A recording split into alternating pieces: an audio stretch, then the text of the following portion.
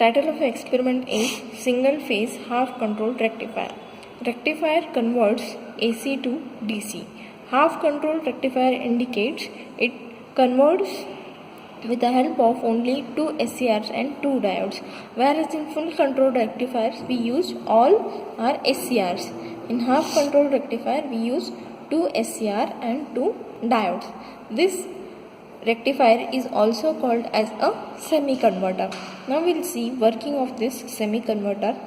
During positive half cycle of the supply, T1 and D2 will conduct similar to your full controlled rectifier.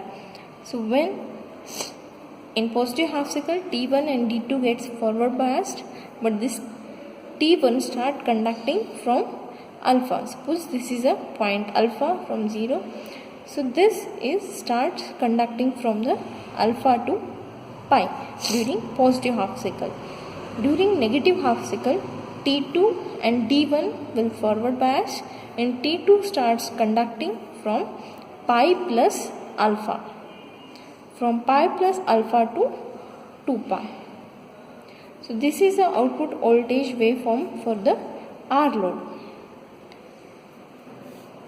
So similarly for the inductive load, what happens we'll see. For inductive load, due to the inductive load during positive half cycle, it stores the energy. But during when positive half cycle start, it changes its polarity and started flowing through the D1. Since our lower leg switches are diodes, they will not need the trigger. So whatever the stored energy is there, that will freewheels through the D1 and T1 in the circuit. Means our output voltage will be 0 during pi to pi plus alpha. That is, our output voltage will be similar to the R load.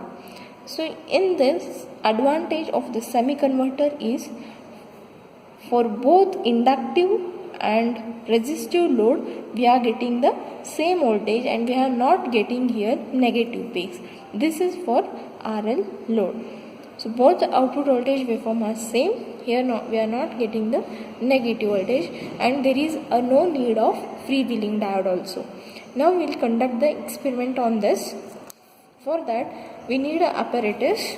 First, single phase half control rectifier trainer kit and resistive load and multimeter and CRO to observe the output waveforms. So in this kit, this is a circuit diagram for the semi-converter. In this, it consists of 2 SCRs, that is T1 and T2, and 2 diodes D1 and D2. So we can control these thyristors T1 and T2 using this UJT triggering circuit. This UJT triggering circuit produces the 2 signals, those are G1 and G2. Those are given to the here SCR G1 and G2. After that we will connect the load across this point and across this we will connect the multimeter and CRO to observe the output voltage. Now we will see the connection.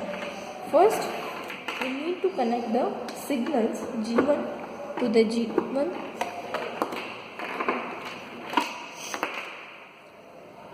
G2 to the G2, and across this point I will connect the resistive load. So this is our connection. To observe the output voltage, I need a multimeter across the load.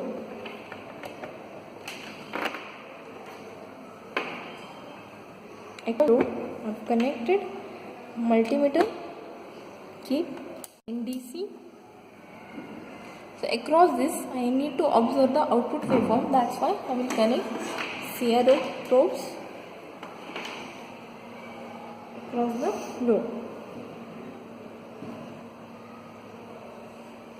I will turn on the CRO. Now we will see the working of this. For the first reading,